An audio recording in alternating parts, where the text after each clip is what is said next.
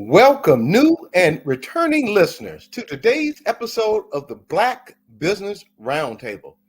I am your host, Doug Blacksher, broadcasting to you live from the city of Diversity, Oakland, California. Happy Black History Month, and hope all the lovebirds enjoy their Valentine's early this week. As you can see, I'm wearing my Valentine's shirt. We have a lot to get unpacked this week. Joining us today is Allyssa Victory Esq with her 30-minute segment, Victory's Corner, Barack Obama Shaw, running for governor for the state of California for 2026. We have first-time guest Tura discussing moving forward Oakland and 2023. In addition, and we would definitely like to thank you, audience, for reaching out to that family in Colorado. We also have updates on hashtag Justice for Enzo.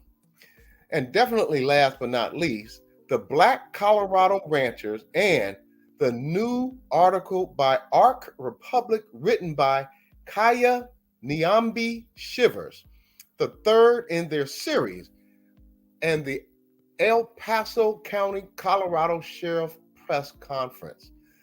I want to welcome back this week my sister and hostess with the mostest, and our mental health practitioner and expert. I saved that introduction, of course, for my co-host, my friend, my colleague, Dr. Ashley Coleman, with us each week as she broadcasts from Southern California, helping us with our mental health needs. So let's get started, audience. Instagram at Victory for Oakland, and that's FOR. Instagram at Barack Denzel. Instagram at Arc Republic. Hashtag Victory for Oakland. Hashtag Barack Denzel. Hashtag Barack Obama for GOVCA. And the 4 is the numeral 4. Hashtag Arc Republic. Hashtag GOVOFCO. Hashtag EPC Sheriff. A heartfelt thank you, as always, to Mr. Doni Glover of the BlackUSA.news for the honor, Mr. Glover, the honor of the Black Business Roundtable, being a part of your growing network dedicated to bringing the real unfiltered news before the news. Hashtag BlackUSA.news. Hashtag Doni Glover. Today, February 16th, 2023, as noted via National Day calendar. Today is National Almond Day. Hashtag National Almond Day recognizes the versatile and healthful almond. This delicious nut is native to the Middle East.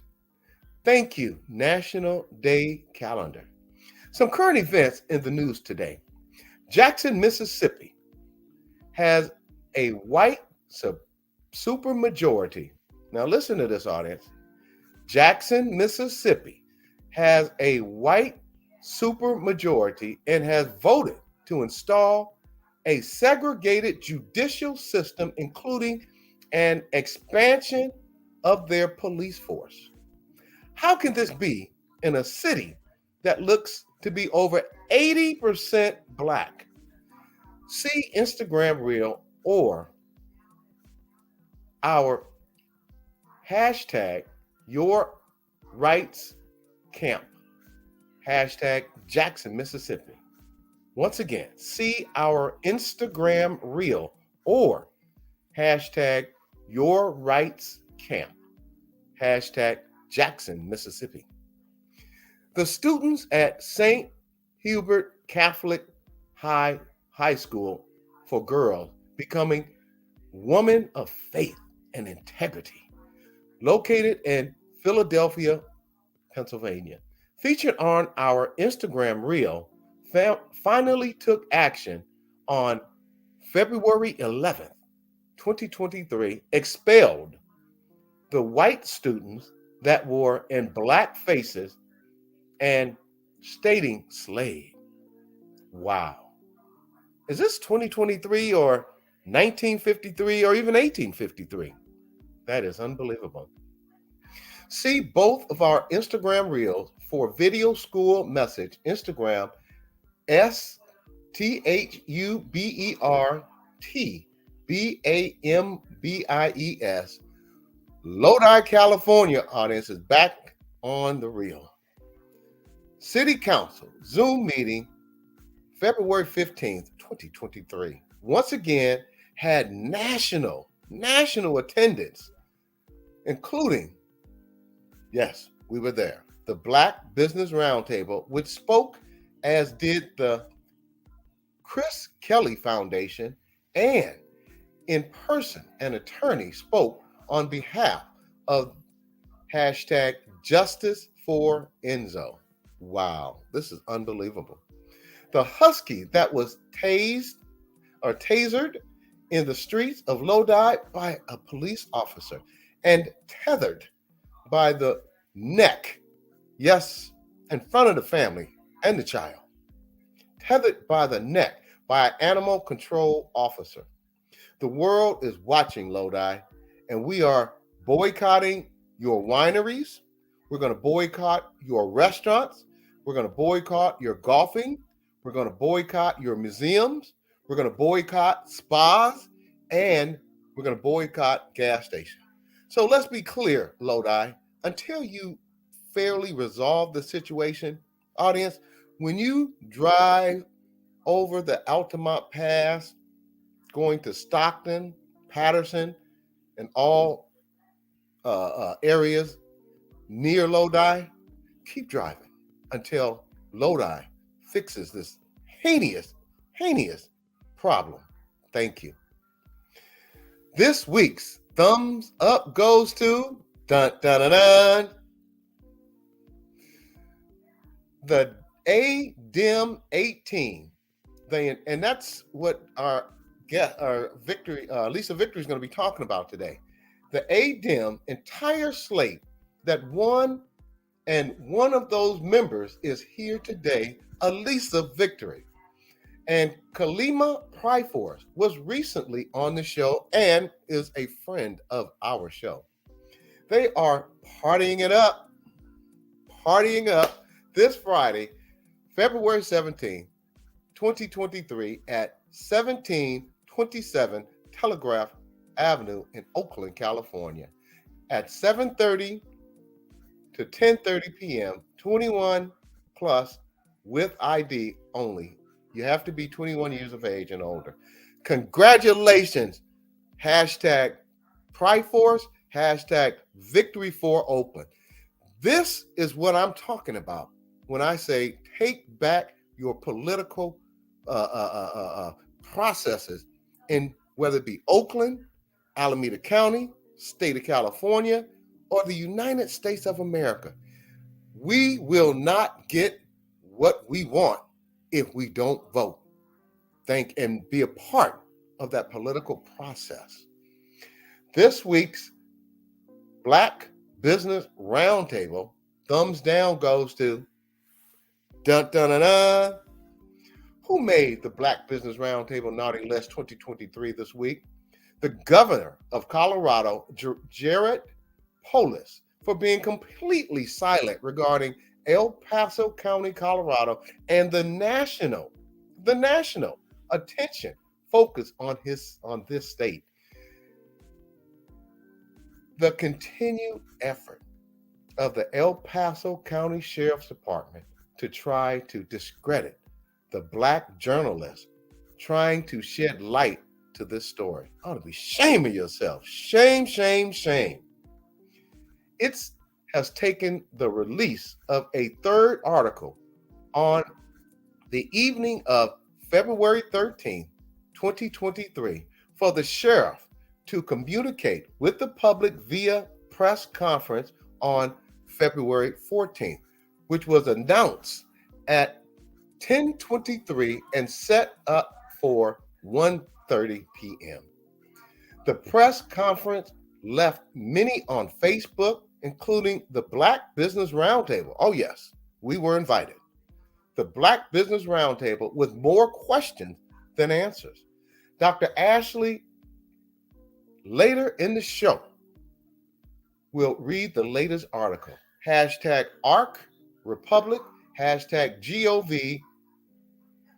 GOVOFCO, hashtag CO Prosecutor, hashtag 4th Judicial DA, hashtag EPC Sheriff, hashtag Whack-A-Mole Colorado, hashtag Save Freedom Acres Ranch. Don't receive the thumbs down in hashtag the town. Do better. You are welcome to come and talk with us about it and make it right. Hashtag BBRT Naughty List, hashtag BBRT Naughty List 2023. Today's show highlights. Today with Allyssa Victory Esq on Victory's Corner.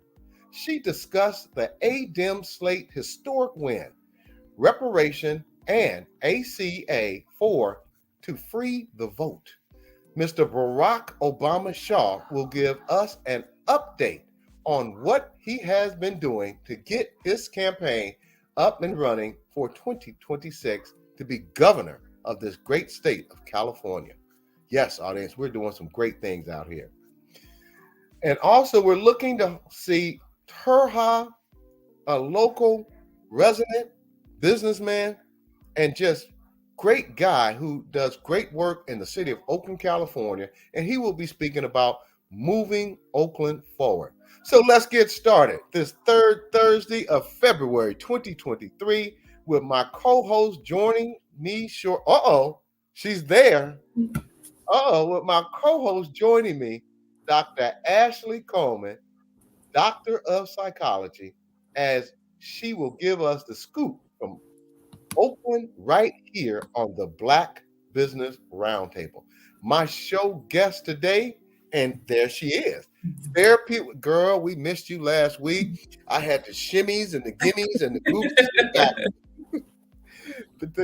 Today, let's welcome Dr. Ashley back to Therapeutic Thursday, our check-in with our very own, and I've been working on it with our very own, Dr. Ashley Coleman, Doctor of Psychology, tenured and immediate past department chair, assistant professor of psychology at University of the West. Welcome back, Dr. Ashley. Thank you, Doug. Great to see you. Girl, I'm going to lead your wisdom today. I've gone 2 weeks without you, so I am waiting for your wise counsel, Doctor. Our next guest today and friend of the show, Allyssa Victory Esq, is a civil rights leader, educator, and licensed attorney serving across the Bay Area and the state of California. On Instagram at Victory for Oakland, and that's FOR for Oakland. Hashtag Victory for Oakland, and that's FOR for Oakland. Barack D. Obama Shaw. See him on Instagram at Barack Denzel at hashtag Barack Denzel or Facebook Barack Denzel. Hashtag Barack Obama 4, and that's the numeral 4, GOVCA. Now, for the national political highlights. Matt Gaetz update. The Department of Justice, DOJ, appears to be over and no charges are forthcoming. Wow. You can lie and get elected and just keep it moving. Well, don't let this be you or me with these allegations, as the outcome surely would have been different. So shame, shame, shame on Matt Gaetz and Department of Justice. You need to shut this person down. And now for the news of the day. Voila, Dr. Ashley, take us away. Thank you. Thank you, Doug. Greetings, audience. I'm happy to be back with you.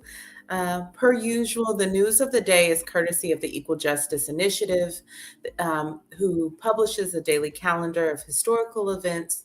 That calendar can be accessed by visiting calendar.eji.org. So on this day, February 16th, 1847, Missouri prohibits education of Black people. So on February 16th, 1847, the legislature of Missouri passed an act that prohibited Negroes and mulattoes from learning to read and write and assembling freely for worship services. The act also forbade the migration of free Black people to the state. The penalty for anyone violating any of the law's provisions was a fine not to exceed $5,000, which would have been the equivalent of $180,000 today. A jail term not to exceed 6 months, or a combination of fine and jail sentence. And the 1847 law supplemented a Missouri law passed in 1825 that imposed various restrictions on free Black people. And the 1825 law defined a Black person as anyone having at least one Black grandparent.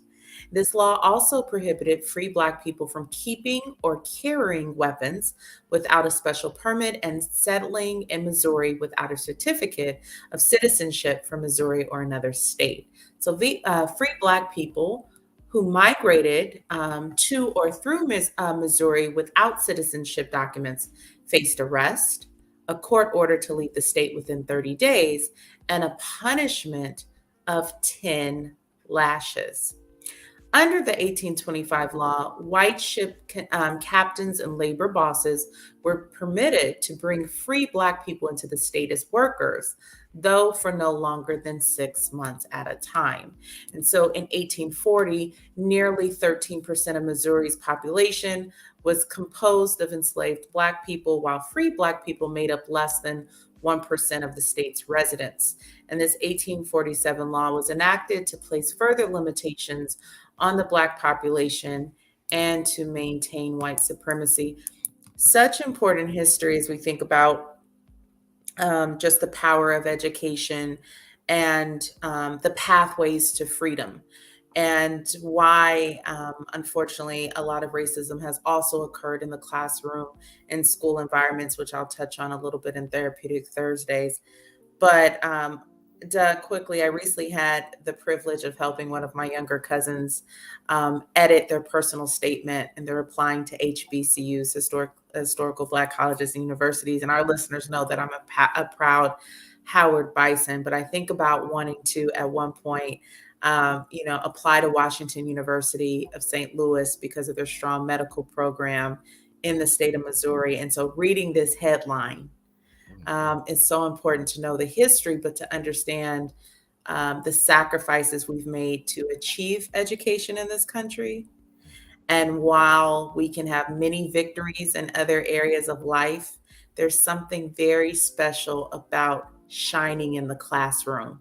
And that's something that I loved about attending Howard or other Pepperdine or other schools where I was either the only one or one of many brilliant Black minds. Is there's an extra responsibility when you are winning in education.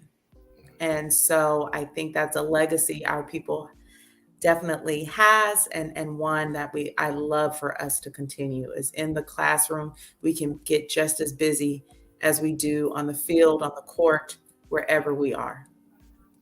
Dr. Ashley, thank you for sharing that with our audience. Audience, let's be clear here. An education is your passport to the future.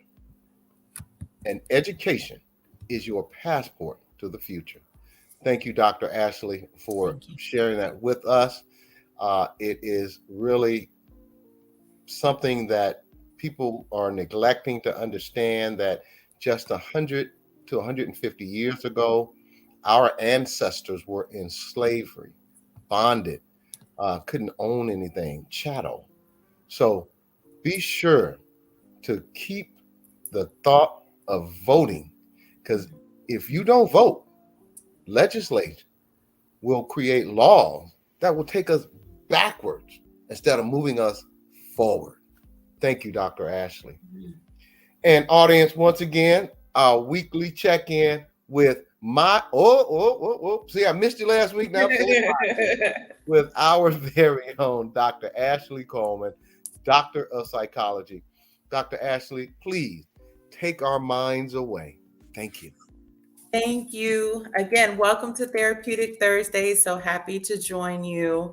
I have to start with acknowledgement of our producer, who does a wonderful job of keeping her ear to the streets and what's going on locally and nationally. And she brought to my attention a horrific story that I want to share, and then share some reflections and make some recommendations for parents with regard to bullying. And so in the Philadelphia area, there was a video, a viral video of some young girls, white girls, who decided to paint themselves in blackface.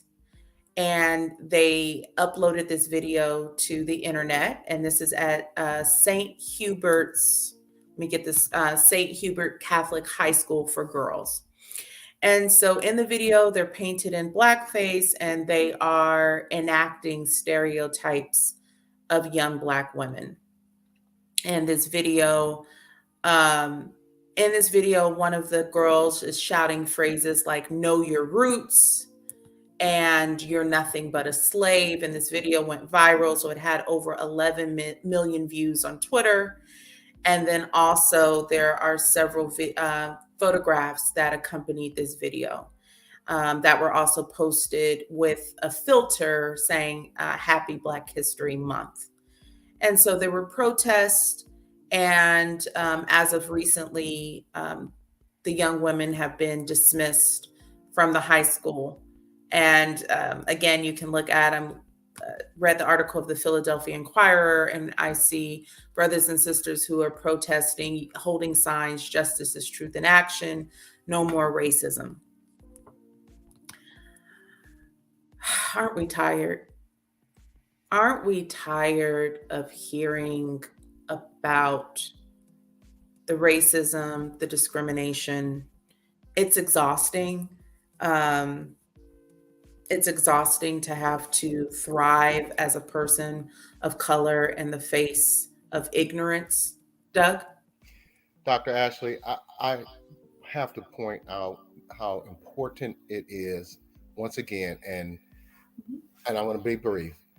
First, if you are being tormented, Mm-hmm. you are an African American, person of color, Black person, man or woman, sometimes you must seek out help, because the mind can really be devastated by these horrific events. And Dr. Ashley will speak on that.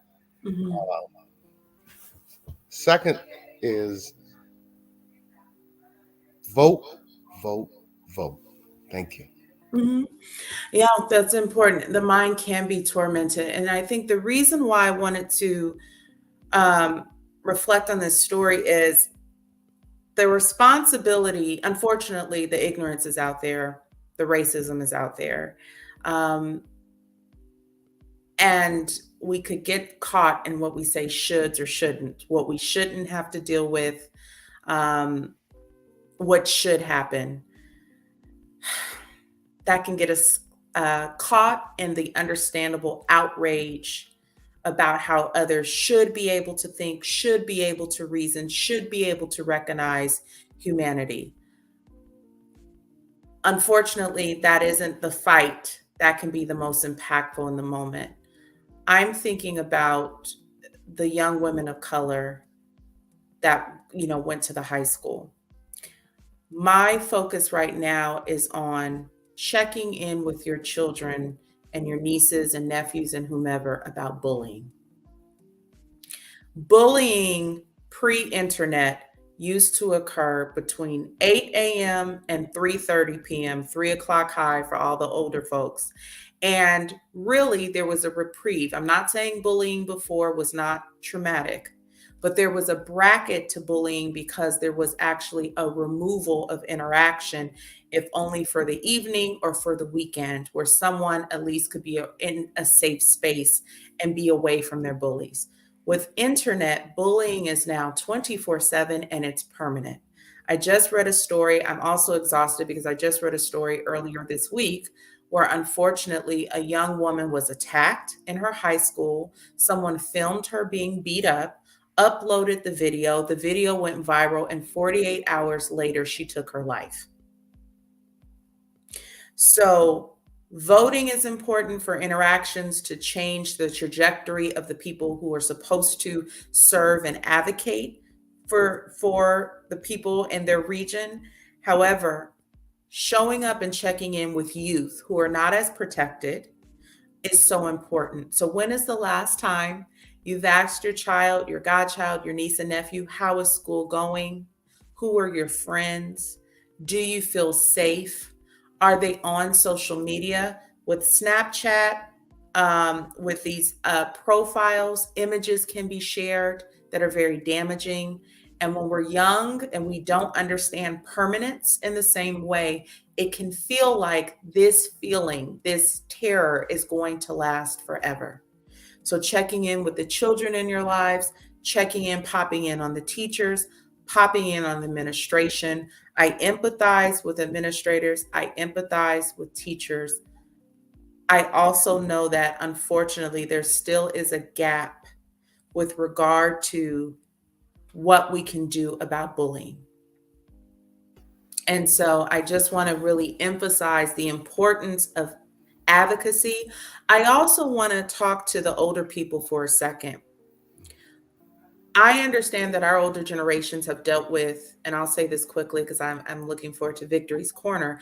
I know they've dealt with discrimination. I know I've had parents that integrated schools, and my friends did as well. And there's a lot of resilience in our community.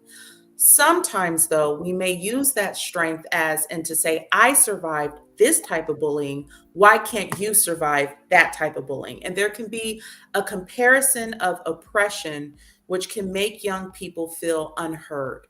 And so while maybe you had to sit with being called names and very traumatic experiences that you may not even recognize was trauma, which it was, and you shouldn't have had to experience that, there is an opportunity to use your power and have a different experience for the youth coming behind you. Unfortunately, what people think we can shrug off bullying and it just gives someone the fuel to be able to come something more and show and grow into this person who's successful that can look back at their haters and say, look at me now. That's not always the response to bullying. And so if your child doesn't feel comfortable going to school, ask why. Don't let up. If you need to go, again, intervening in the classroom, intervening with administration at that school, and going up the chain to the superintendent. But we have had a trend of an increase in suicide completions of youth, even during the pandemic. And so I just want to advocate for that, but it's definitely, and they talked about a sensitivity training that they're going to have at that particular high school after the event. But sometimes we don't have control over other people's mindsets. Traumatic stress is real. Let's protect the ones that we care about, including ourselves. As always, we advocate for seeking support when you or a loved one need it. There's therapyforblackgirls.com, therapyforblackmen.org. You can always dial 988 or visit the nearest emergency room for crises, as well as text 741-741 if you prefer to communicate via text message. And audience, as always, just as you have a broken leg, you would go see a doctor. If you had a toothache, you'd go see a dentist. When you have a splinter in your mind and you're contemplating suicide, harming yourself, depression, anxiety, go visit a doctor of psychology, because we need to be healthy both physically and mentally for the challenges that we face every day in America. On that note, Dr. Ashley, thank you. Woosah. I'm coming back down already, just looking at your beautiful face. We missed you so much last week. Oh, thank you, Doug. Yeah, I was in the field. It's a privilege. I missed you guys too, in the field, which was nice, a nice change. You've been a huge part of the success of this show. Thank you, Dr. Ashley. Thank now, you, Doug. Moving forward, audience, let's welcome back Allyssa Victory Esq, one of our favorite social justice leaders. As always, we are happy to have our new segment called Dun Dun Dun Dun, Victory's Corner. Before you read her bio, I have to, Allyssa, I am so proud of you. Thank you. What you did, and I'm not going to take but 30 seconds to say this. What you did and your comrades was amazing.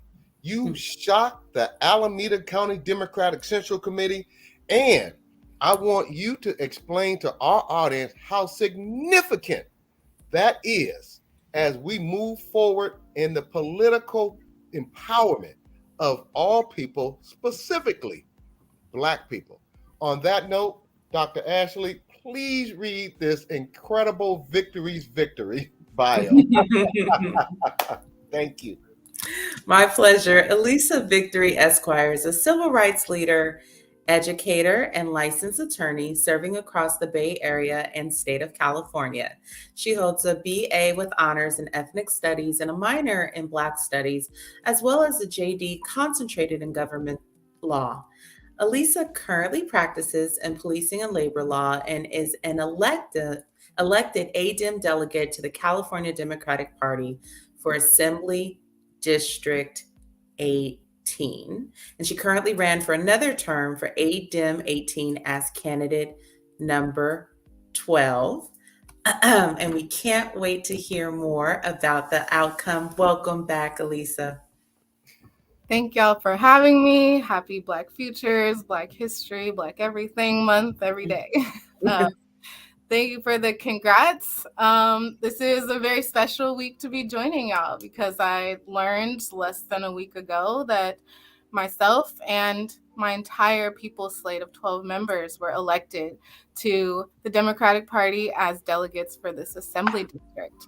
It was a historic win.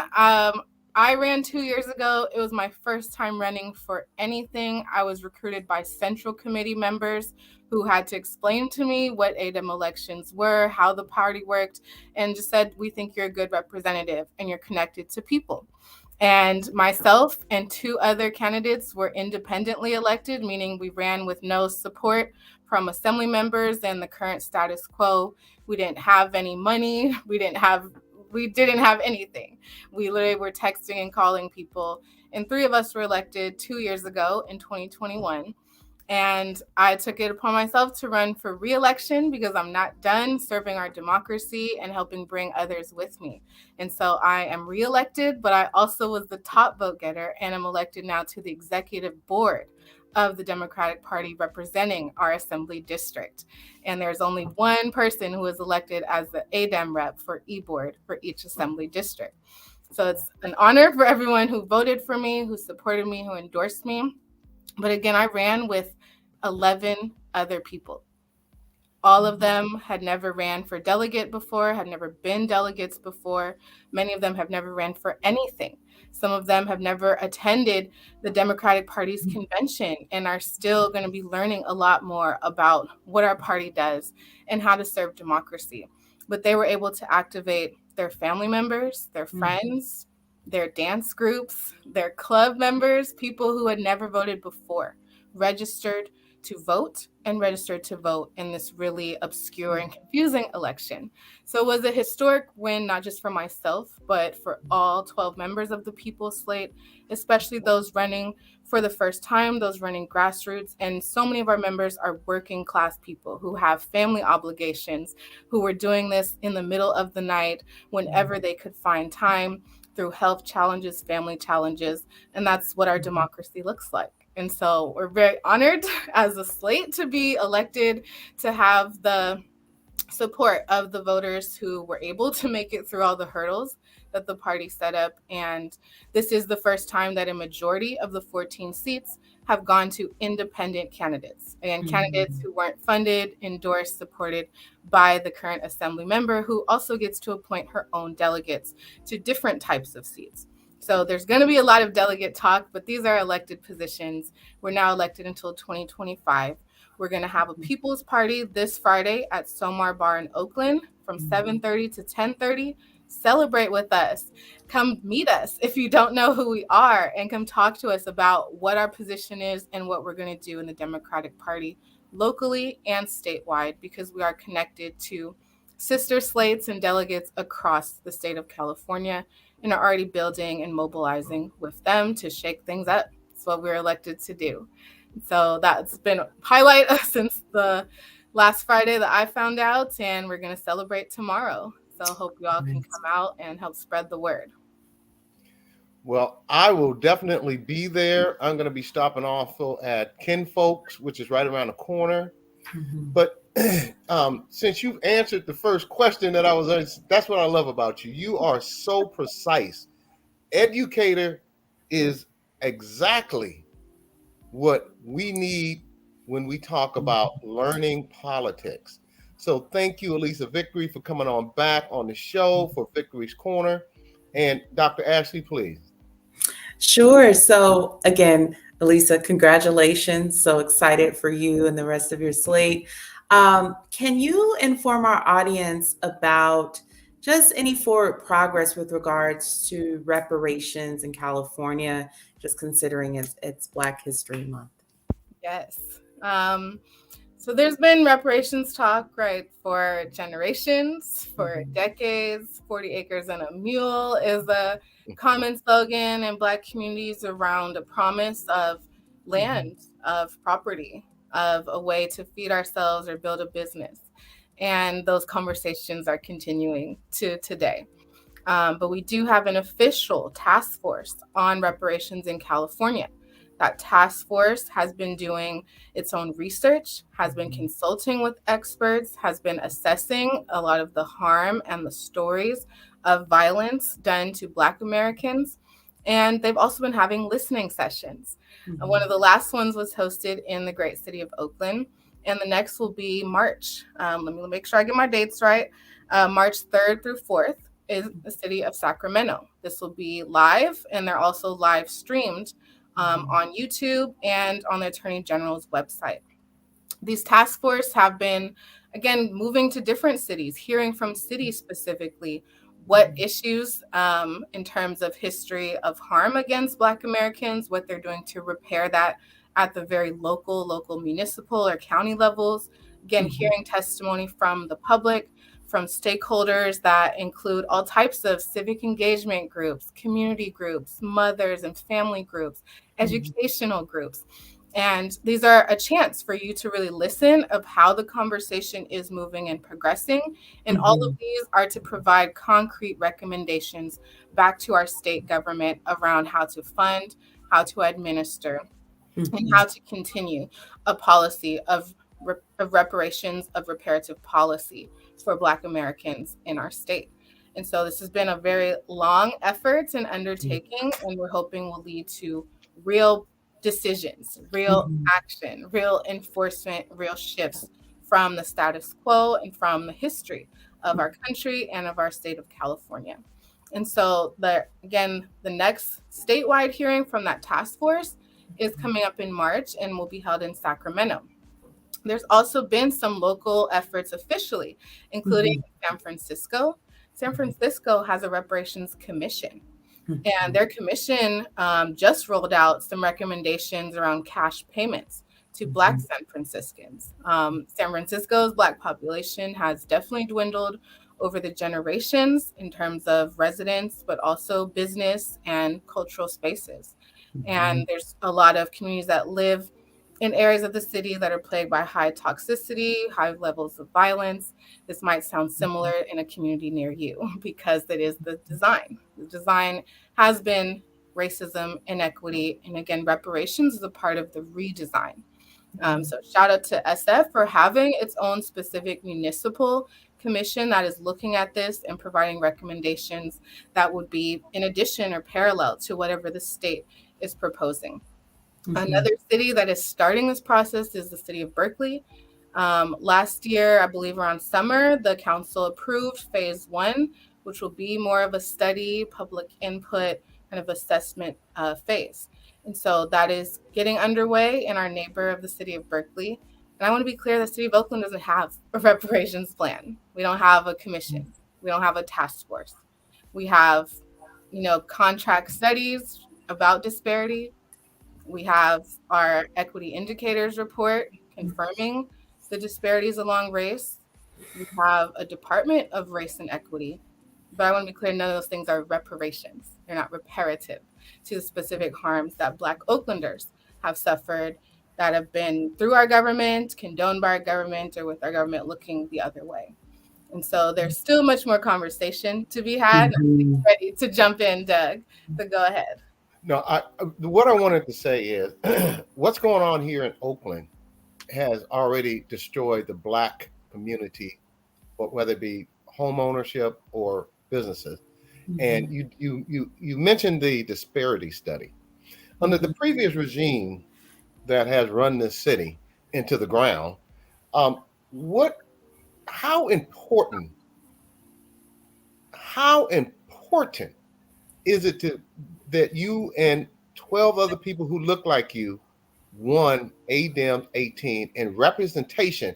And can other cities and states duplicate what you did to strengthen our political foothold in the political process? Thank you. Thank you for that great question. Again, our slate was very intentional about being working class people who have never ran or who aren't already part of these democratic clubs and institutions, of getting people with new voices, new perspectives, people who are more connected to the community than they are to political parties and politicians. And our makeup of our slate is majority Black identified women and other identified folks who ran on our slate. We also had majority Black men for all of our non-female identified. That's kind of the categories the party made us split into. But that was also intentional. Again, when I ran 2 years ago, I learned that less than 1% of the 3,000 plus delegates to the state party are Black. And I connected with our Black caucus, with other Black delegates from every district, and helped launch a campaign around educating people on that great lack of representation in our state party, a party that decides who we should be endorsing to then go and lead our cities, to go and lead our counties, what policies they're endorsing. All of that is connected to the thousands of delegates that make up this party. And it doesn't include people that look like me, even though our state certainly has more than 1% Black population residents.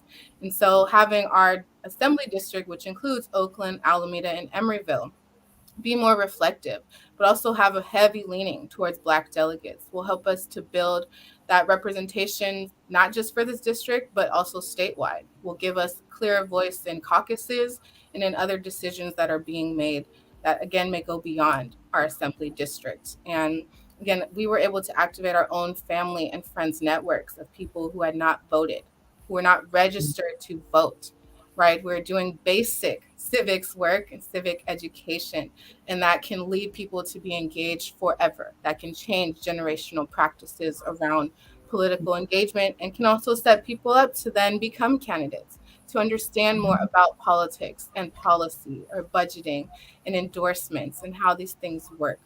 And so I'm happy to have supported my slate members, to have benefited from all of their unique wisdom, because they're not, people who just come from the same places. They're people who are artists.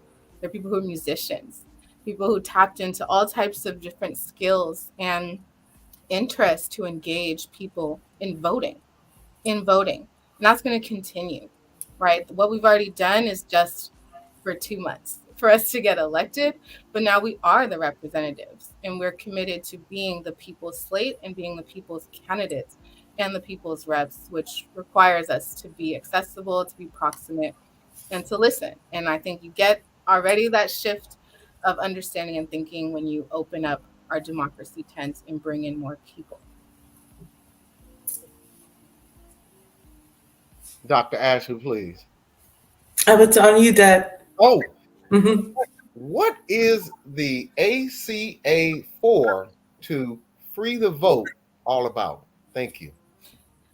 Thank you. This kind of connects on the piece on reparations. Like a lot of people think of reparations as just money and cash payments, but if harm wasn't just economic, right? Harm was psychological, harm was physical, harm was generational. It was to land, to property, to resources, to the ability to feed ourselves, to heal ourselves and access healthcare and medicine. So reparations of repairing that harm is more than just money, right? It is debt freedom. It is freedom from the continued racism and disparity and inequity as we're going forward. So not just think about the past, but also perspective and stopping the current things that are harming Black Americans and our Black community. But ACA 4 is a free the vote measure that would amend our California Constitution and provide the right to vote for people who are incarcerated in prisons. I want to be very clear that people in California already have the right to vote if you're incarcerated in jail. Our public defenders, nonprofits, family members of those incarcerated folks do a lot of work to go inside the jails to register people to vote, to educate them on their rights, make sure they're enfranchised. And we also 2 years ago as a state passed Prop 17, which allowed people who were on probation and parole, people for serving felonies who had completed their prison terms, who again might be on some forms of supervision, restored their rights to vote. There's a lot of people who still don't know that their rights are restored. And this is furthering the expansion of our voter base, of voter rights, and also a part of reparations. California is the #1 incarcerator in the world. We have a mass incarceration problem. We also have a problem along racial lines of over incarcerating Black Californians and Black people in this state compared to our representation. And so if Black people are inside of our prisons and you automatically don't have a right to vote, then you automatically are then removing and eliminating those parts of your voter population, parts of our demographic that are affected by laws, by budget, by things that we would be voting on, by criminal laws, by district attorney elections. Again, things that affect the very people inside. We already give the right to people in jails, to people who've served their prison time. And so this is a step to further voter enfranchisement and civic engagement by allowing people inside of prisons to be able to vote. And so this will be a constitutional amendment. This is, again, moving forward in our legislature and maybe something that all of us can vote for. And so this is, something that is rolling out during Black History Month that is championed by a lot of people that understand the connection between our prison carceral system and race. And that, if you look historically, there are so many laws and crimes that were really about suppressing Black people and our right to vote. If we look in other states, those things are very true, that people who have served any type of jail or prison time may be disenfranchised entirely from voting. People may be thrown back into jail or prison for attempting to register to vote when they're not allowed to. And so there's still a large swath of our population, of our community, Black people, that are affected by imprisonment and carceral systems.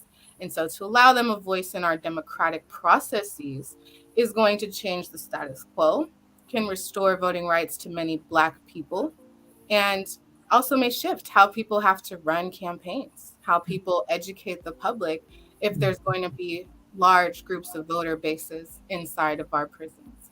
So I think it can challenge us all to think differently about incarceration and remember that people are still people. Just because we put them in cages doesn't mean they stop being humans, having families on the outside, having children, having a future when they come out and return home. And they need to still have a voice in our political process to be able to influence all of those different areas, as well as thrive when they return home. You know, real briefly before you ask the next question, Dr. Ashley, it's all by design. If you encage a person and then call them convicts, criminals, that is a mental thing. You get them into and one of the things that Sabir Lockett, who has been a friend of the show, he has trained me, and it didn't take long. Instead of saying jailbirds, hoodlums, etc., call them what they are, returning residents. Yes. I want to end on this note. I've worked for some of the biggest companies in the world right here in the Bay Area. And when white men and women get out of jail, they are welcomed back to society. They are able to get jobs, union jobs. But I recall every company that I worked for looking in the folders that when a black person had a parking ticket, oh, we can't hire them. So on that note, Dr. Ashley, please. Go ahead. I'm sorry. You just brought up that, I have to say there is still so many people that, again, kind of are afraid or feel like that is something they have to wear and a label that they have to always live their lives under. And again, when you've served your time and you are released, you should be released and you should be able to, again, be a part of society as they want. And part of that is allowing you to understand politics and be engaged and involved. When I was campaigning, so many of the doors I knocked on where people would say, I can't vote because I'm an ex-felon. And I'll say, you actually can. And there's still so much fear around them trying to register. Like, am I going to get in trouble? Like, I don't really believe this. Like, are you sure they're giving us the right? And so we still have to do a lot of work, like I said, to reduce the stigma, to eliminate it. And part of that is through our own laws and policies. Like, we have to have fair chance hiring, fair chance housing, because people aren't given a fair chance when they are returning home. And that's all people need sometimes, is some stability, some support in their reentry, and a way for them to engage in a positive and powerful way. So just really wanted to share that point. Very important. And so, Allyssa, given all of the advocacy that you do and your recent election win, it's nice to hear you take pause to celebrate your win. And so it sounds like that's what's going to be occurring tomorrow night at SOMAR. But also, little birdie says that you have an event tonight, this evening at, is it Rosemary and Jane? Can you tell us a little bit about that? Yes. So this is really put on by Black media organizations and journalists, including J.R. Valerie of the SF Bayview News, which is an intentional Black newspaper, bringing our people's news to our people. And one of the ways is not just putting in a newspaper, an online article, and expecting people to find it or have time to read, but doing more interactive events and discussions. And so they're having a special Black History Month event that is at Rosemary Jane, which is a canna business by Lake Merritt.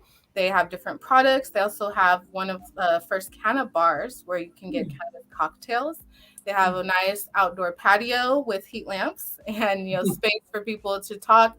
There's going to be some vegan cookies that are locally created. There's going to be some food. There's going to be SF Poet Laureate Tongo Ison Martin performing and other local artists. And I will be interviewed live by journalist J.R. Valerie on Black history, Black futures, and Black Oakland. So please spread the word, come out. It's at 6:30 tonight, Lake Merritt at Rosemary Jane. And I think we're going to go until around 8 o'clock, but would love to be in conversation with other people.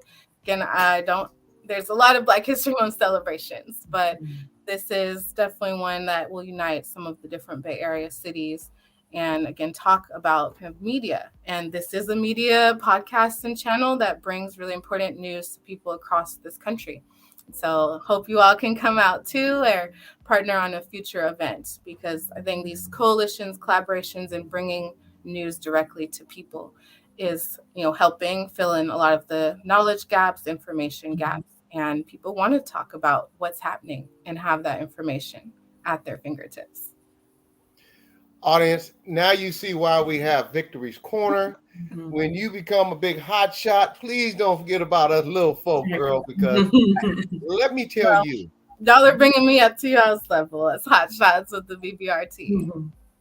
Well, I'm 60 years old, so I want you to stand on my shoulder and keep climbing on up that ladder. You are doing some amazing things in this city and this county, putting off a win for 12 out of 12.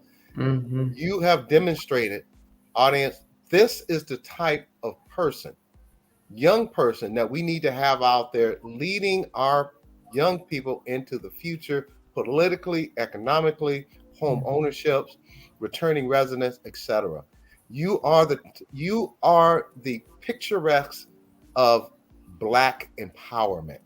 Thank you for coming on the show today for Victory's Corner.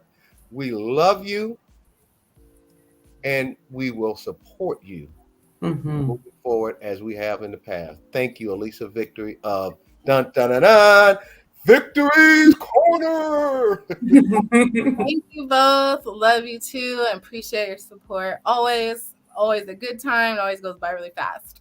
But you all enjoy the rest of the session today, and I'll be listening and look forward to our next Victory's Corner in 2 weeks. Okay. What's the address to Rosemary and Jane, please? 2 seconds. It is 2340 Harrison Street.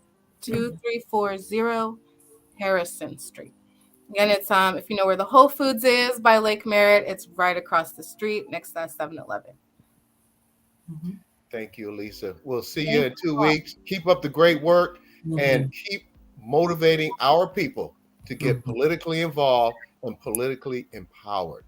Thank you, Allyssa. Absolutely. You'll see me out doing voter reg the rest of this month, and I'll have an update for you all on how many people we've got so far.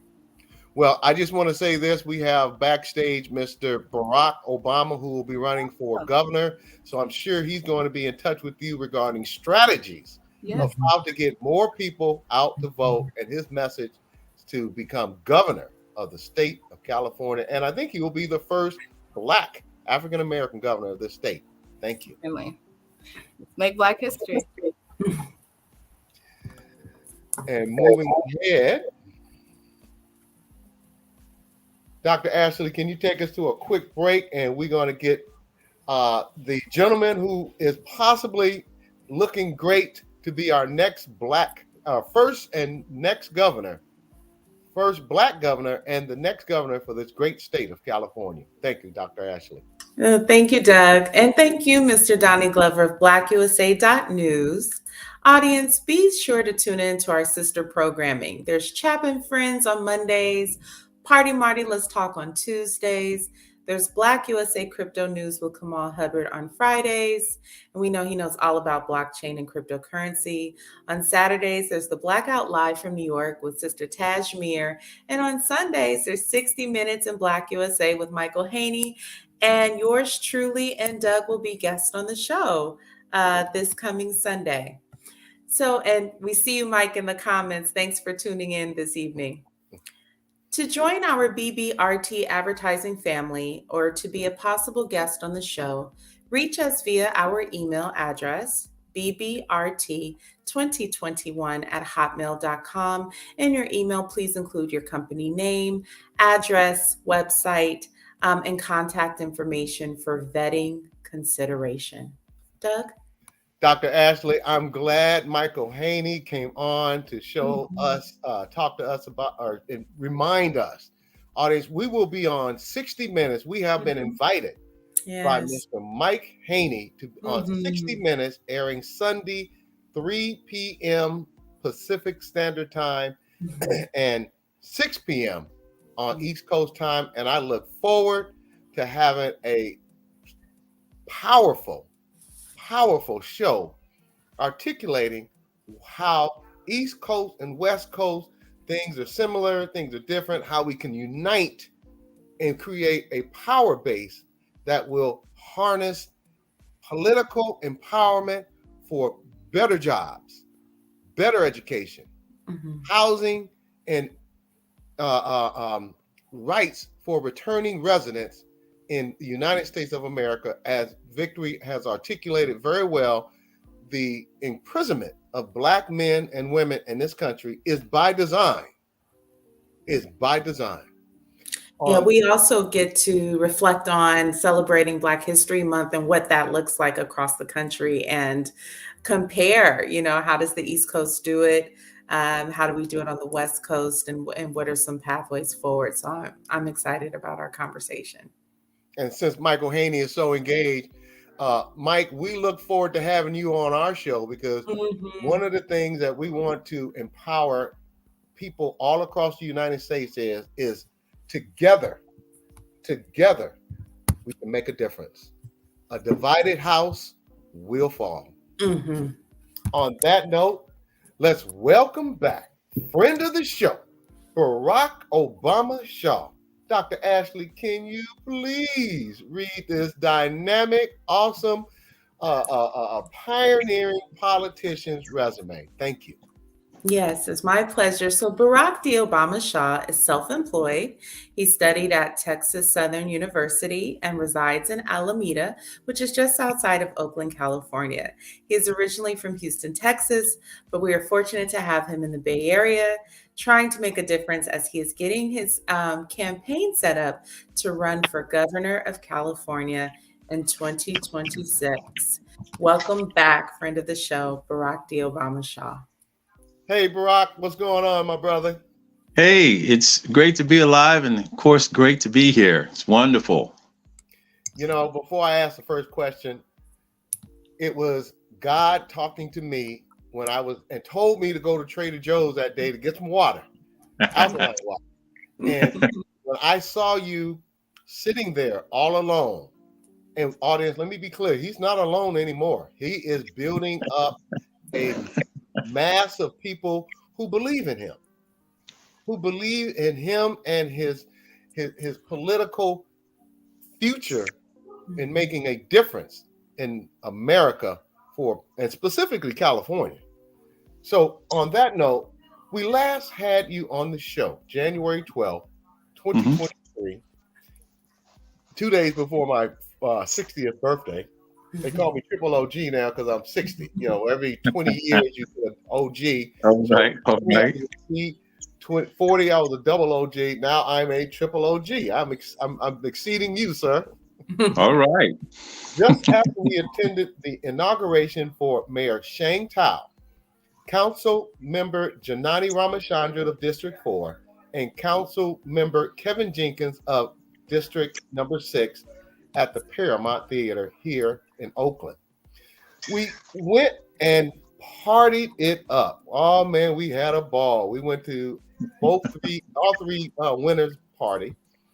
That was another major atmospheric river was heading our way a day or so afterward, which pounded the West Coast yet again. So as our future governor, I love saying that, as our future governor, you may be faced with such disasters, especially with climate change. And we know number 45 dismissed that, and look what's going on now. What are you learning from watching the disasters and how leadership is handling these situations? Thank you, sir, and thank you for coming back on the show today. Oh, you're welcome. You're welcome. What I'm learning, one of the main things I'm learning from the communication of the leadership, it's been a lot of pointing the finger and blaming others, and I think that's counterproductive, and I think it would be wise to focus in on the situation at hand instead of trying to defend yourself. So I see a lot of that in the political climate. It's a defensive position that's there, and it really takes away from what's really wanted and needed right now. And that is just being a resource for the people, using that time, that live coverage time, and making requests of the people, putting up different hotlines and connecting people. That's what the focus should be on, not about how well you're doing or defending yourself about how you're approaching things. It's people are going to say what they're going to say when you're in a leadership position, but you just need to focus in on taking care of the people, and that's it.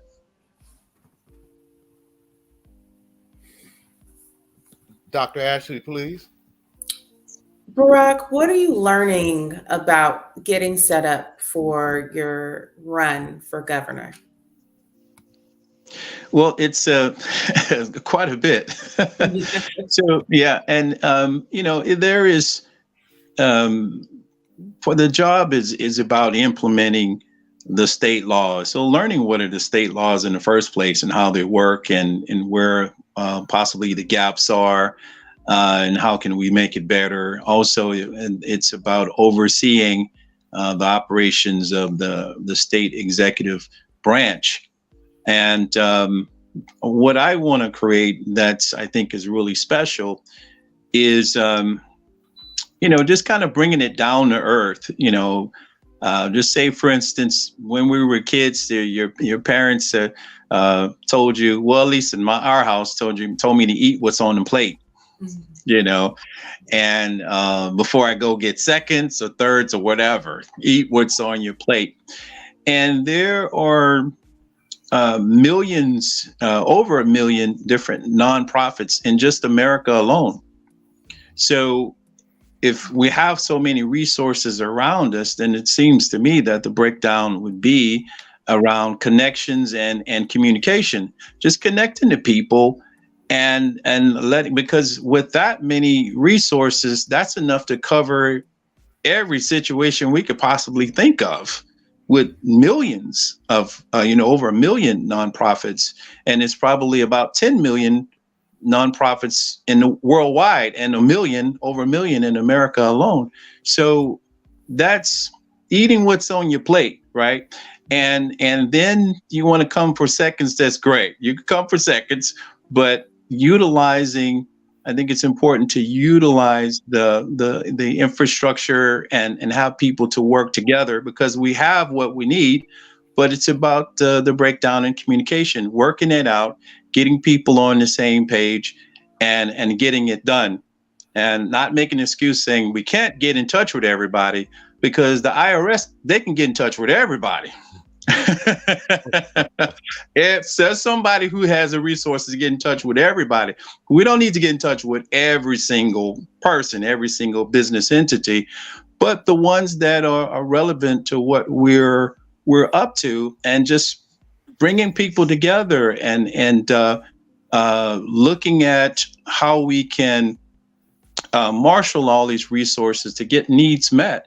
I think if we start to do that, that would create an environment of benevolence as well as an environment of generosity.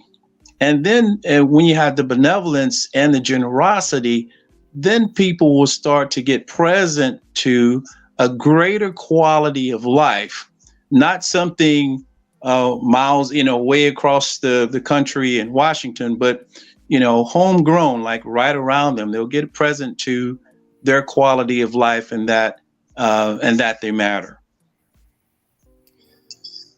That was a mouthful. And that cuts to the core of politicians. They are not doing what you're doing. You're preparing, you're researching, you're finding out what's needed. And as Mike Haney say, amen, amen. Yeah. Now, what is the best way for volunteers to reach you, to come on board? And what do you need the most help with in the next 90 days? Thank you, sir. I'd say, volunteers could reach me at the regular website at pricelesspolitics.com. or they can reach, or just call me, 510-219-5482. And so it's going to be around, I would say, the resources around putting the word out and starting to talk to people about making contributions toward the Obama Shaw for governor 2026. So, and having that done, I think that would be the biggest thing, to start getting those resources together and putting the word together. Dr. Ashley, I just got a message. Mr. Turha got caught up in a situation. Audience, Mr. Turha is the husband of Council Member Carol Fife in Oakland, California, and he also he has a security company. He is her bodyguard, and she has been receiving death threats, as I have also. So he had, yes, I've been receiving that, and she has too, but some of the same people. But to that end, he will not be able to make it on the show today. So if you are available, Mr. Barack B. Obama, we have a few more minutes for our audience to hear how valuable you would be as an elected official in the state of California. And also, if you know, how important was it in Victory's 12 slates winning all the delegates? How important was that? And if at the bottom of the screen here, you see my brother, Mr. Mike Caney, says he has a black print, not a blueprint. He has a black print for you being elected fourth governor in the history of this country. So first question is, how important was it to have Allyssa Victory and her 11 others win the delegates in this area? Thank you, sir. Well, I would say, as far as just hearing her today, just the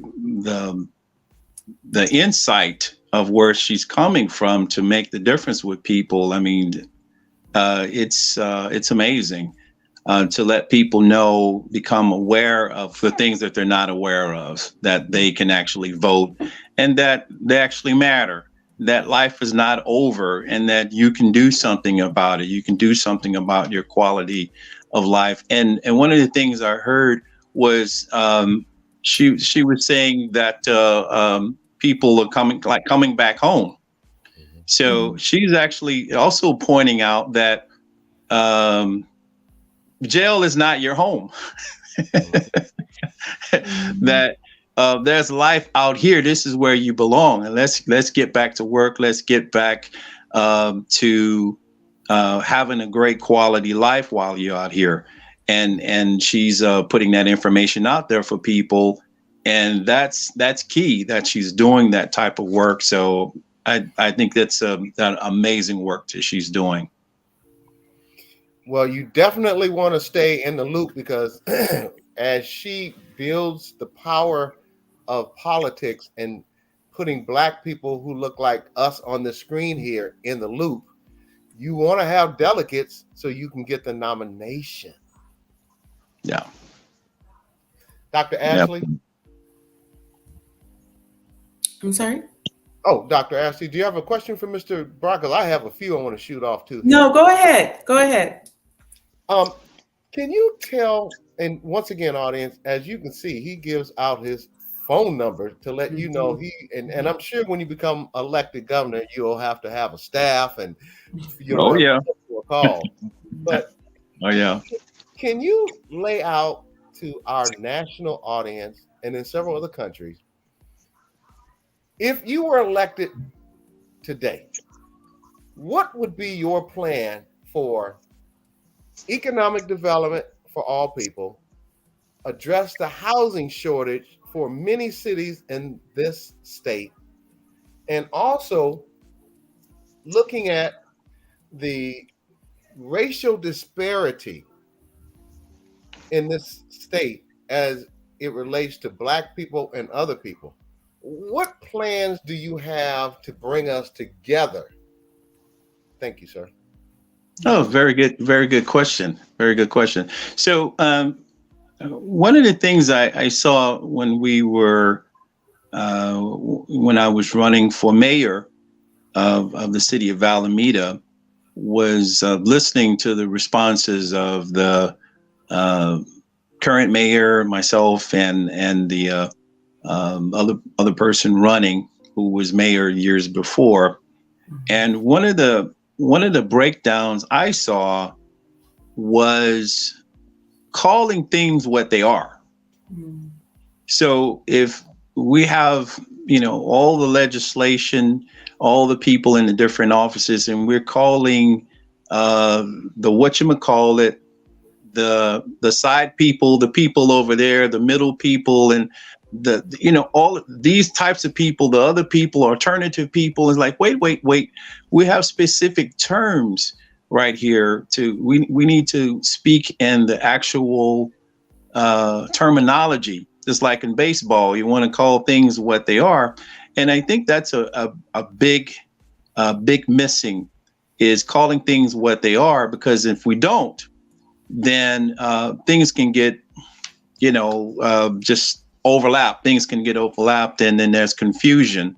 So we would have to make sure that we're doing that based on the policy, based on the verbiage of the laws, and then we can see what we actually have and where the gaps are. Because if we're calling something not what it is, then it doesn't necessarily apply to this group of people or this city or that city. We need to be clear on what things are first. Then after we make that assessment, then we can empower people and tell them for sure we can do what we say we can do in this particular area. Because if we don't, then we can make excuses later on, but then people are, felt that we're not being truthful and honest with them. Mm-hmm. So I think that's key.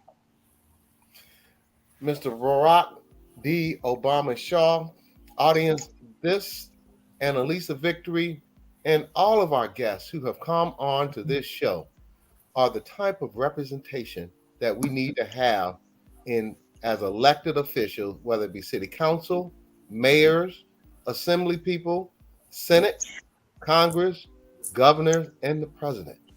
We need leaders who are going to enrich the people and not enrich themselves. We have too many of them in there now. On that note, Mr. Barack D. Obama Shaw, future governor of the state of California, who got to start right here on the Black Business Roundtable in front of Trader Joe's in Alameda, where I officially met you. We look forward to having you back on the show, sir. Mm-hmm. We thank you for coming on the show and keeping our audience abreast of what a real political leader can be and should be. Thank you, sir. We look forward to having you on the show again. Thank you so much. It's always a pleasure. All right. Dr. Ashley, we're going to move immediately over into getting you on this incredible story. Mm-hmm. Incredible story in Colorado. Dr. Ashley, please read the ARC Republic article.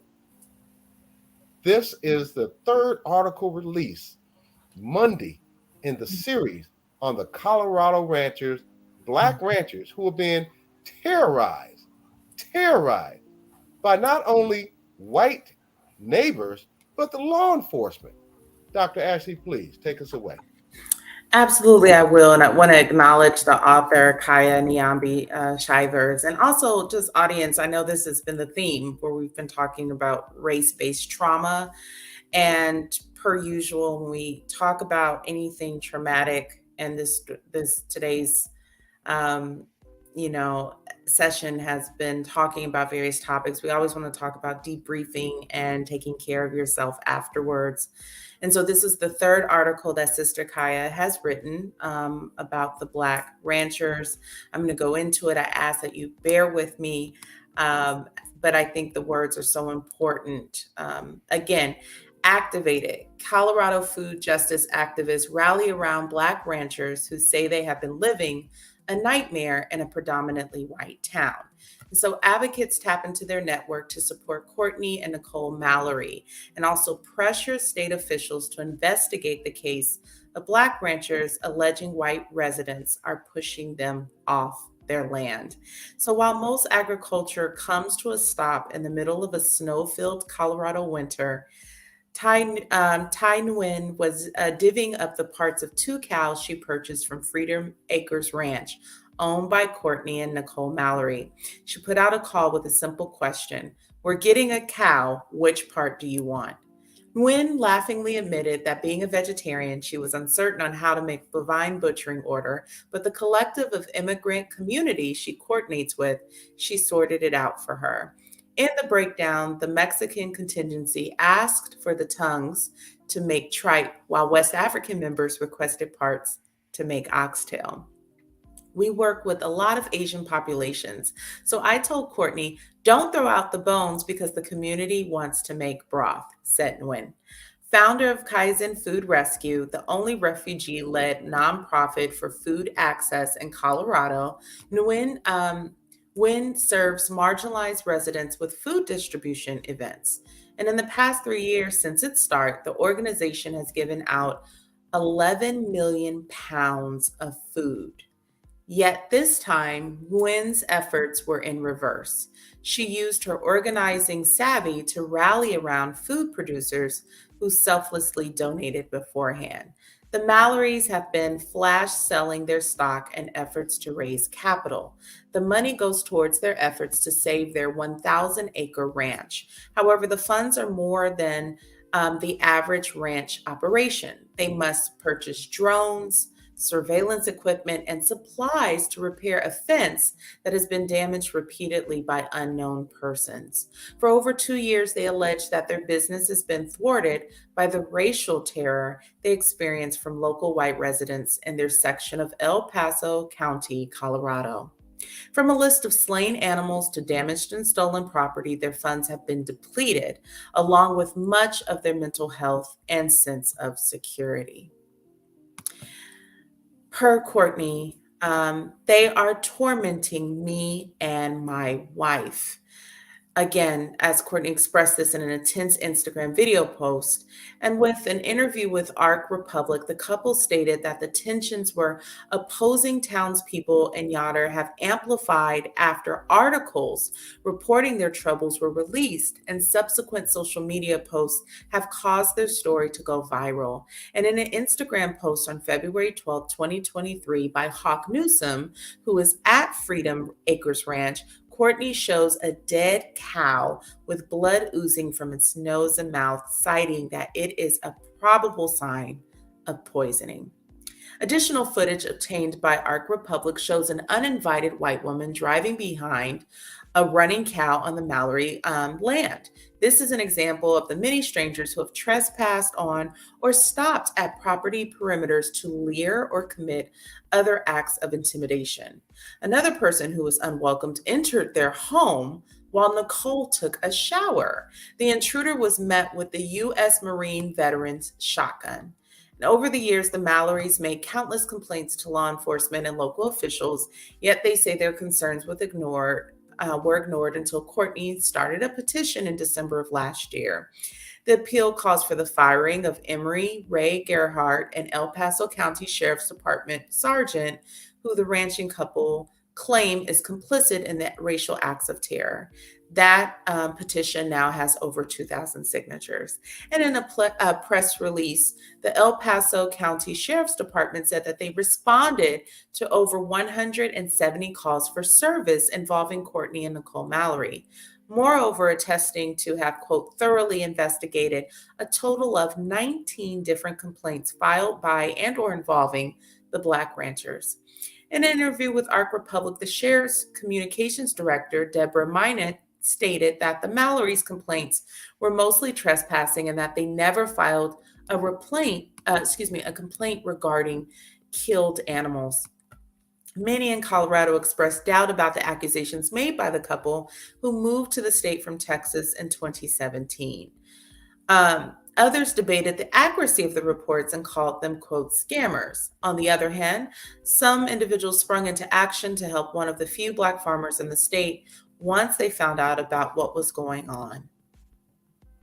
When Wynn received the petition, she said she became activated to do something, a fierce advocate for Black and Brown farmers who is aware of the challenges they face in the state. Wynn is on a number of committees. Currently, she's the policy chair for the Mile High Farmers and sits on the state's Farmer Coalition.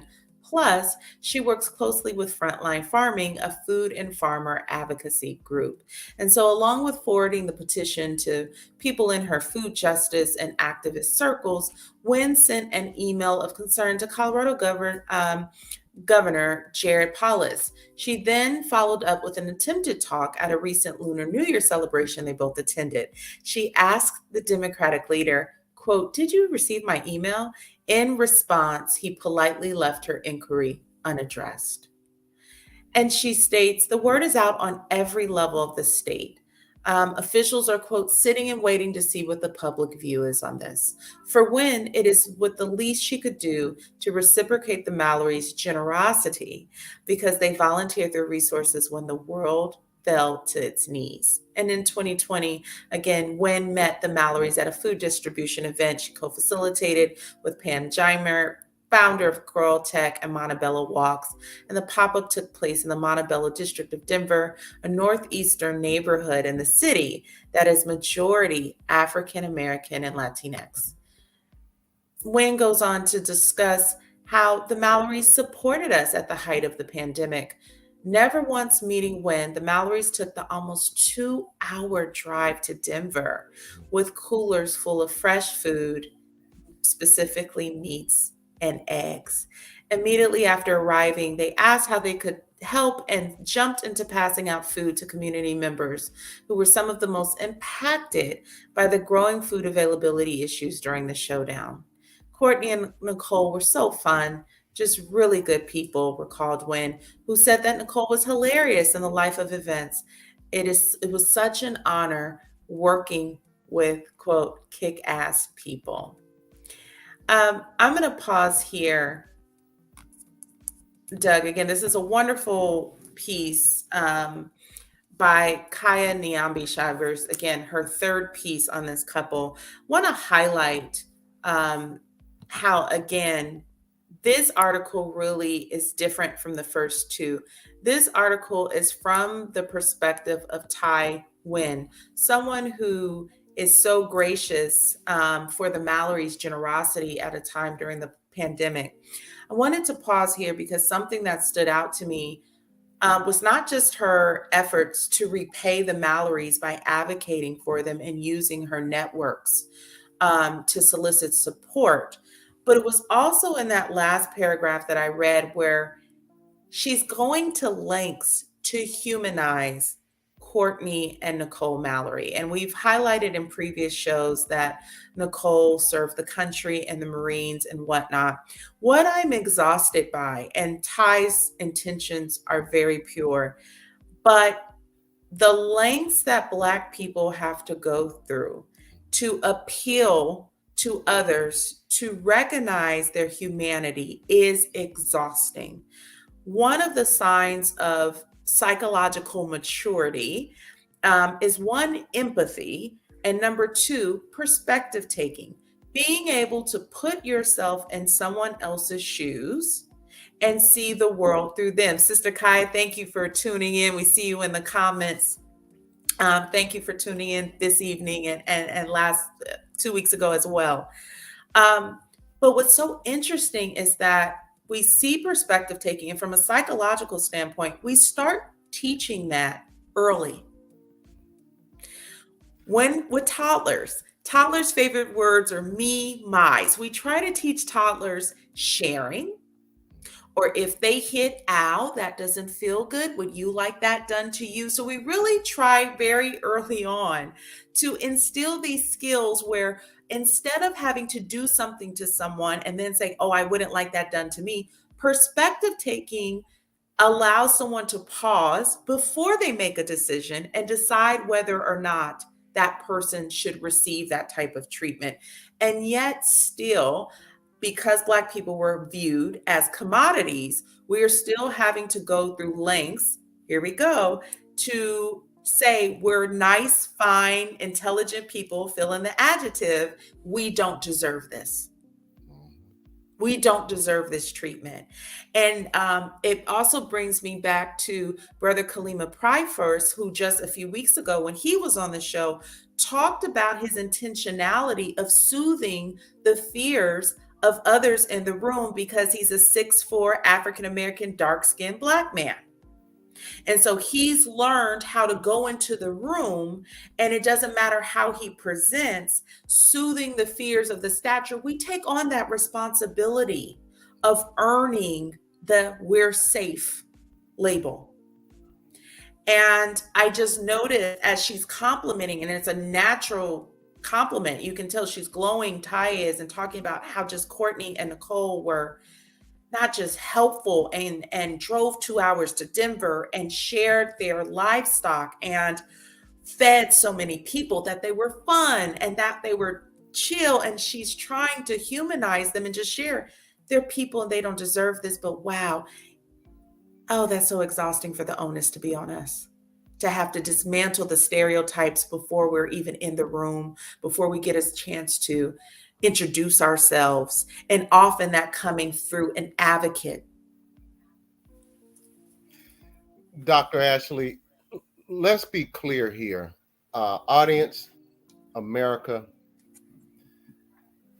we have got to grow up. We have got to show some maturity, some love and kindness to our fellow neighbors, fellow Americans. This is America, built on a multitude of cultures all across the world that have come to America to give everybody an opportunity. And what this story, in my opinion, clearly illustrates is that we have a long way to go.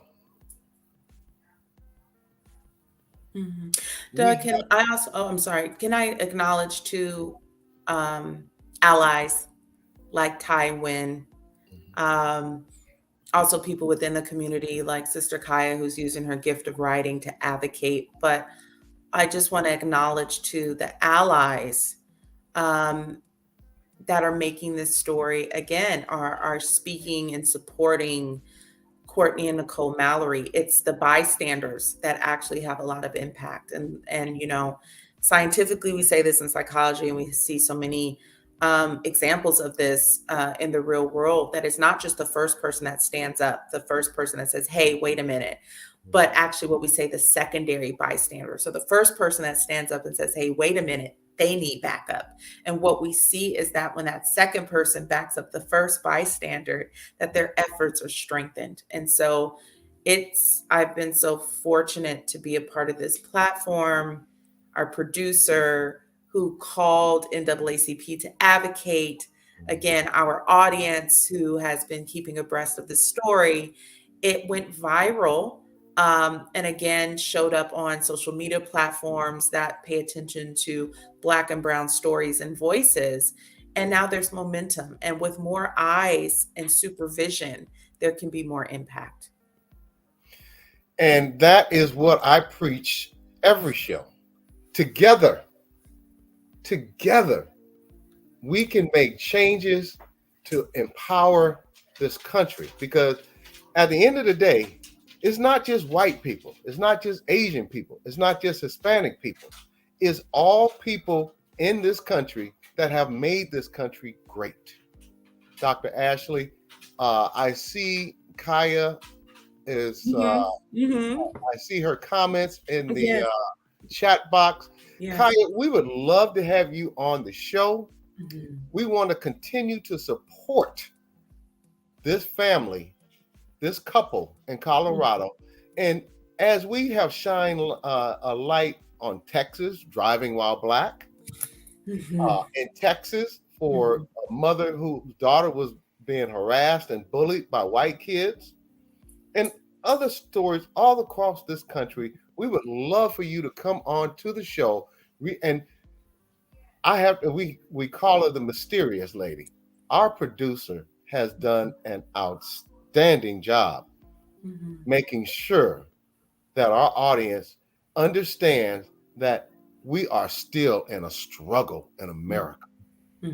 Thank you, thank you, thank you, Miss Invisible Producer, who does all the research to put these stories together and the fact checking and fact finding that brought us to this story in Colorado. So thank you, producer. We appreciate you. And if we don't have anything else, Dr. Ashley, we're going to close out early today so you could go get some lunch, I'm sure, or dinner. I'm sure you are busier than me. I thought I kept busy. You kind of remind me of that comedian in Living Color. How many jobs do you have? I think you have what, 10 jobs? I only have, I get 2 more jobs to keep up with you. You know that ambition of an Oakland native. We keep going. Doug, before we transition, there is just a quick another couple of sentences that I want to highlight just for the statistics to really drive this home to our audience. The Mallory's case has another layer of challenges due to the magnitude of land they own. Currently, they are one of few Blacks who own a significant amount of agricultural real estate. A 1997 USDA census showed 2,502 African Americans owning 1,000 or more acres of land. By 2012, the USDA could only document one Black operated farm with a sole principal owner. If that person is still holding on to their property, the Mallorys would make one of 2 African Americans who own 1,000 plus acres of land in the nation. Full circle, here we are. We started talking about reparations. We talked about 40 acres and a mule. We've talked about the importance of land and freedom. And now we're looking at the Mallorys either being the sole family to own over 1,000 acres, an African-American family, or one of 2. And I want to appeal, it's so interesting, to older generations of things to pass down. My great-grandmother had a garden, and we would go out into her garden and pick fruit when she wanted to make fresh lemonade, and she would grow so many things. And that tradition is actually having a resurgence now as we see again, during the pandemic, a lot of Black people have returned to growing and gardening. Want to appeal to my boomers and older. If you have that skill, please share it. We need that. My family and I, we've been talking about that. We tried to kind of restart that. Please don't let that tradition die. We don't know when we'll need it, but those of us that want to learn, just ask your grandchild, ask your grandniece, but pass these skills down. Gardening is so important and is a part of liberation. So I just wanted to make that appeal. My grandparents owned 40 acres in Arkansas, Arkadelphia, Arkansas, and my parents used to send my sister and I down there. And I want to piggyback off of what you said. We got to get our kids away from the screens and get them in touch with Mother Earth. Because when you are out there, and my grandfather used to have take these big salt bricks out to the cows to let them lick on them, and shucking. Yeah, I know you heard of shucking peas, shelling peas. We have got to get our kids out there into nature, and that feeling that they would get from being in a garden, seeing something from a seed to food will definitely impress upon them how important it is to get our acts together and be patient. It teaches patience. Yes. It teaches how to cultivate and make things grow. And Black kids in America, parents, if you're listening, do yourself a favor. Get them if you have a big backyard with an acre or more, or you have a little yard, you can get some seeds and you can get some soil and teach them how important it is to grow your own food and be patient and take care of it and watch it grow. So to that end, Dr. Ashley, we are going to close out early today. I am so glad that you are back today. Audience, we, Dr. Ashley and I, will be on 60 Minutes in Black America this Sunday on blackusa.news at 3 p.m. Pacific Standard Time and 6 p.m. Eastern Time. And I have a feeling, Dr. Ashley, it's going to be one dynamite show. I'm so looking forward to that. I'm really looking forward to that. You know, Doug, I wouldn't be a tenured professor, even though I'm currently seeing clients and have stepped away from the classroom, if I didn't come up with a pop quiz. So again, Kaya in her article highlights the significant reduction of African-American landowners with 1,000 acres or more from the reduction from 1997 to 2012. I would like our audience to take the challenge of researching who are the fastest growing purchasers of land currently in the US. Who has been purchasing land the fastest in the US? That, and looking at trends between, let's just go from since the pandemic has started. So that is a quiz question. I see one answer, yes. One is a country. And I think the other hint is another is one person. And so I ask you to do that research and just consider what that may mean about our future. So before we get in trouble, I'll just leave it there. But isn't it so free to have this platform where we can speak so freely? Audience, these are some of the Instagram pages, again, of friends of the show. We're inviting you to check them out so that you can stay abreast of what they're doing in their respective communities. So here are some pages. At Kinfolks Coffee, again, at The Busy Wife 2017, that's Chef Michonne, at The Masked Law Student, at Victory FOR Oakland, at Force, again, at Shang for Oakland, want to keep up with our mayor and the new occurrences there, and then at Barack Denzel, who was on the show earlier. Again, Mr. Donnie Glover, we're so appreciative of this platform. Audience, we have other sister programming that I didn't highlight earlier. There's Titillating Tuesdays with Stacey Dennis.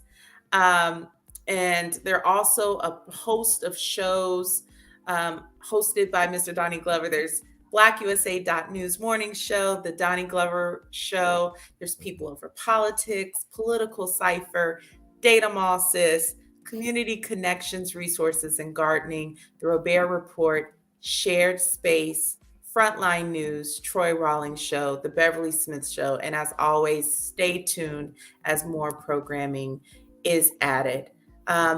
We are keeping tabs on stories that are near and dear to our heart that Doug mentioned earlier. So there's the hashtag Stand with Carlton of Raleigh, NC 2022. There's also Driving While Black, hashtag Driving While Black, Michael Thrash, Taylor County TX.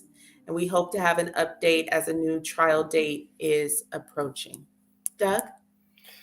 And I'm glad you mentioned Stand with Carlton of Raleigh, Raleigh, NC 2022. Audience, this story is near and dear to my heart because I've owned a business. And when my employees came in that day, I was responsible for making sure that they had a safe environment to work in. And that is all this young man had done. North Carolina, Raleigh, you ought to be shame of yourself. And we are going to keep this story in the forefront. And once again, before I close out, that is hashtag Stand with Carlton of Raleigh, North Carolina, 2022.